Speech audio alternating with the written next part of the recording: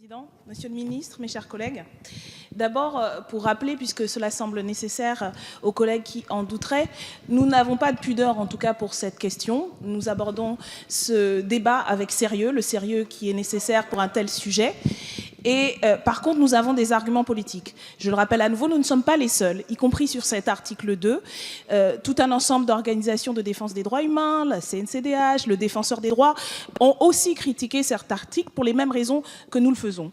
Cet amendement vise à rappeler, puisque en fait la réponse du ministre ne le faisait pas, pourquoi est-ce que nous sommes contre cet article? Parce que le droit actuel permet déjà et donne les moyens de pouvoir intervenir quand il y a des situations qui l'exigent, notamment dans les lieux de culte.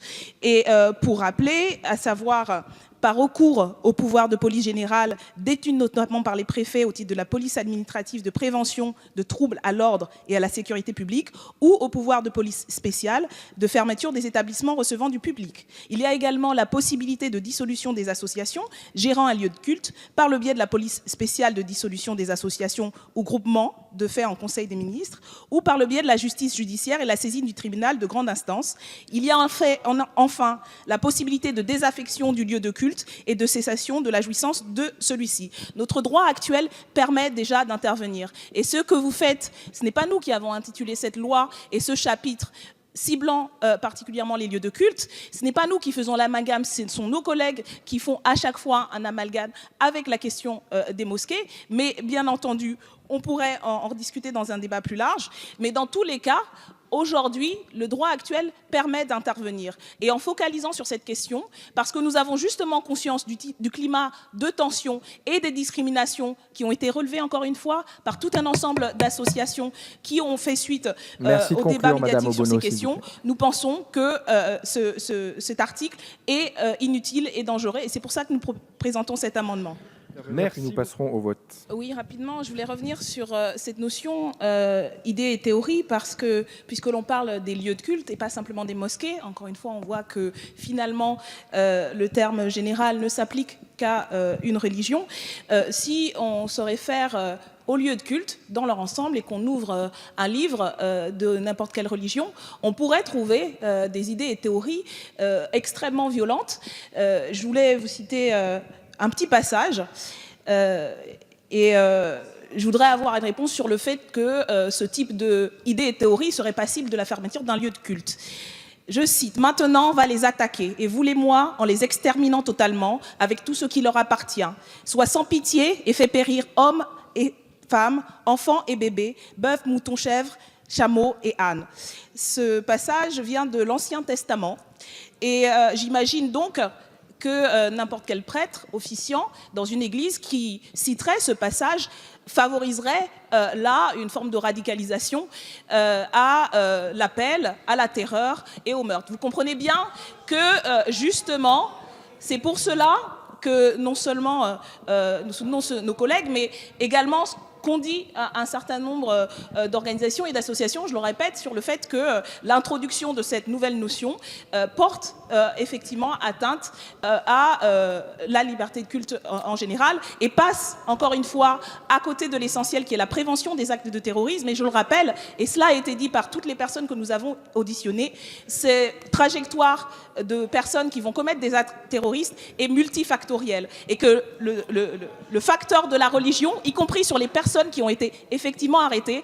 est extrêmement marginal. Et donc là, on se retrouve avec un trou béant dans notre droit et une remise en cause des libertés sans porter véritablement atteinte aux personnes qui commettent des actes de terrorisme. Merci, madame. Monsieur le Président, malheureusement, la réponse de monsieur le rapporteur ne fait que confirmer ce que mon collègue Bernalicis pointait sur le fait qu'il existe aujourd'hui des instruments pour cibler les faits, notamment dans le cadre des lieux de culte.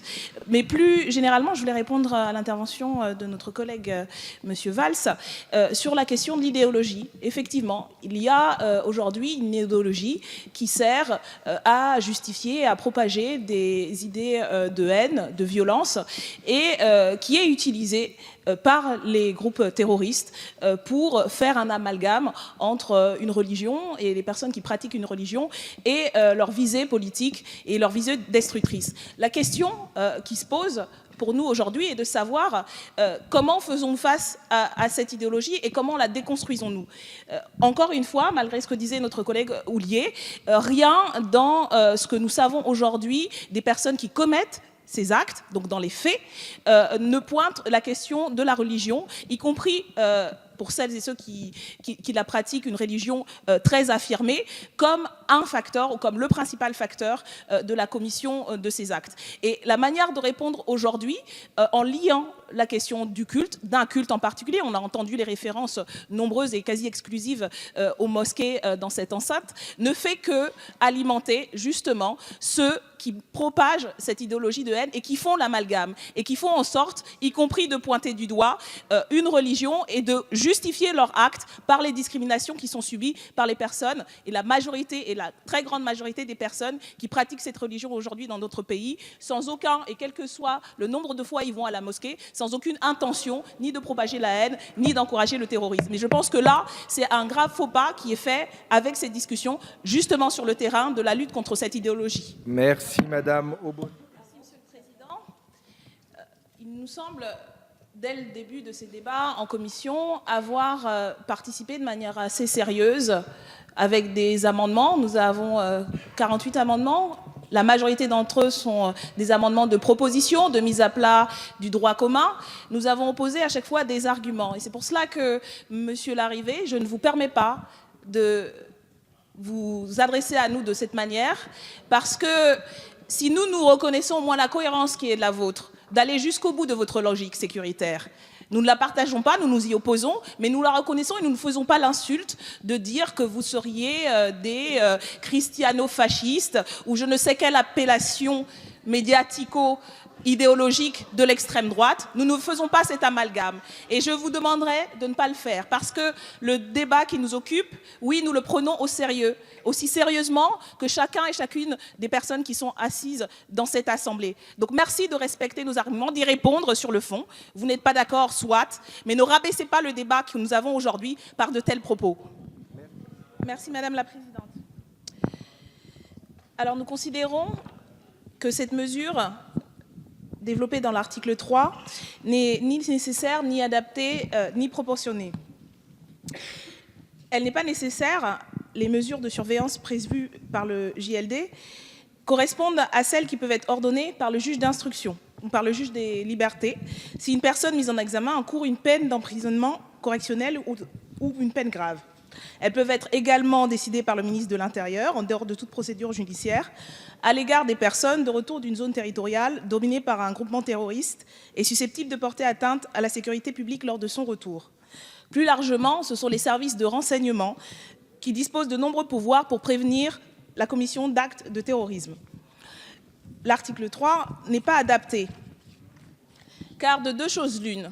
Soit il existe véritablement des raisons sérieuses de penser que son comportement constitue une menace d'une particulière gravité pour la sécurité et l'ordre public, auquel cas le procureur doit être saisi dans la mesure où la préparation d'un acte terroriste est incriminée très en amont dans sa réalisation.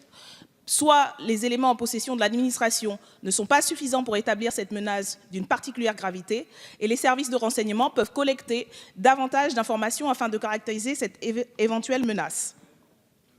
Enfin, cet article propose des mesures qui ne sont pas proportionnées, car l'assignation à résidence entrave gravement la liberté des personnes visées. Restriction conséquente de la liberté d'aller et venir, atteinte éventuelle à la liberté de manifester. Et en principe, je le rappelle, cette mesure n'est décidée que par un juge judiciaire dans le cadre d'une information judiciaire. En l'occurrence, un simple soupçon fondé sur des renseignements dans le contentieux des assignations à résidence prononcées dans le cadre de l'état d'urgence a pu montrer le caractère parfois évasif et subjectif, peut motiver ces mesures de surveillance.